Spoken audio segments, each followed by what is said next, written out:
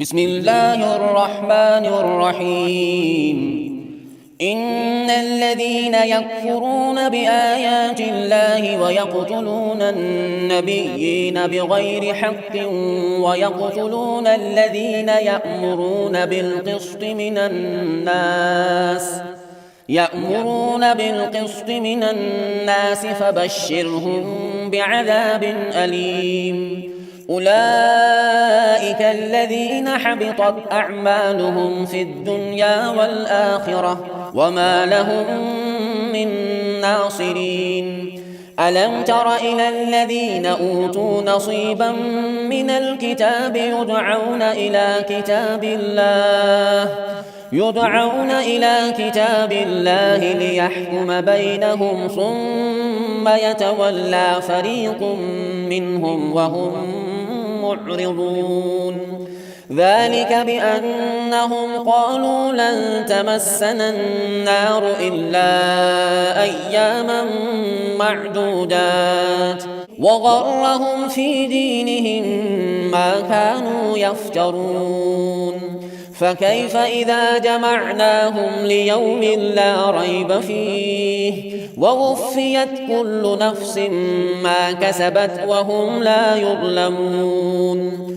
قل اللهم مالك الملك تؤتي الملك من تشاء وتنزع الملك ممن تشاء وتعز من تشاء وتضل من تشاء بيدك الخير إنك على كل شيء قدير.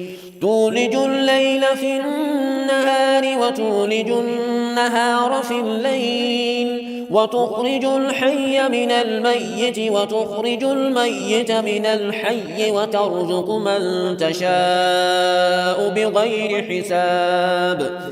لا يتخذ المؤمنون الكافرين أولياء من دون المؤمنين ومن يفعل ذلك فليس من الله في شيء إلا أن تتقوا منهم تقاه ويحذركم الله نفسه وإلى الله المصير. قل إن تخفوا ما في صدوركم أو تبدوه يعلمه الله ويعلم ما في السماوات وما في الأرض والله على كل شيء قدير. يوم تجد كل نفس ما عملت من خير محضرا وما عملت من سوء تود لو أن بينها وبينه أمدا بعيدا ويحذركم الله نفسه والله رؤوف بالعباد. قل إن كنتم تحبون الله فاتبعوني يحببكم الله ويغفر لكم ذنوبكم والله غفور رحيم. قل أطيعوا الله والرسول فإن تولوا فإن الله لا يحب الكافرين. إن الله اصطفى آدم ونوحا وآل إبراهيم وآل عمران على العالمين ذرية بعضها من بعض والله سميع عليم. إذ قالت امرأة عمران رب إني نذرت لك ما في بطني محررا فتقبل مني إنك أنت السميع العليم. فلما وضعتها قالت رب إني وضعتها أنثى والله أعلم بما وضعت وليس الذكر كالأنثى وإني سميتها مريم وإني أعيذها بك وذريتها من الشيطان الرجيم. فتقبلها ربها بقبول حسن وأنبتها نباتا حسنا وكفلها زكريا. كلما دخل عليها زكريا المحراب وجد عندها رزقا قال يا مريم أنى لك هذا؟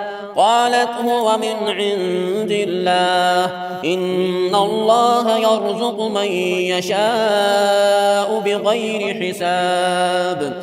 هنالك دعا زكريا ربه قال رب هب لي من لدنك ذرية طيبة إنك سميع الدعاء. فنادته الملائكة وهو قائم يصلي في المحراب أن الله يبشرك بيحيى مصدقا بكلمة من الله وسيدا وحصورا ونبيا من الصالحين. قال رب أنى يكون لي غلام وقد بلغني الكبر وامرأتي عاقر. قال كذلك الله يفعل ما يشاء. قال رب اجعل لي آية. قال آيتك ألا تكلم الناس 3 أيام إلا رمزا واذكر ربك كثيرا وسبح بالعشي والإبكار.